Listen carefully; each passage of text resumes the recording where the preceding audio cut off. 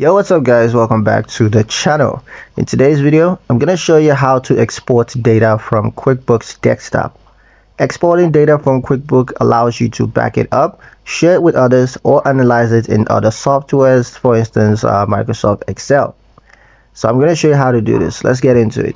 The first step is to open your company file. So launch QuickBooks Desktop and then open the company file that you want to export from.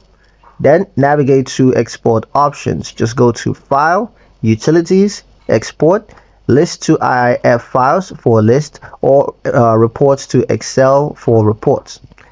Step 3 is to choose what to export.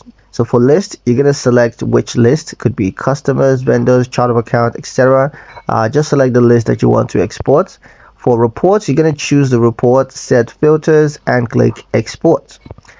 Now, once that's done, the next is to select file format. So lists are going to be saved in .iif format, whereas reports are saved as .xlsx or CSV files, depending, of course, on your choice.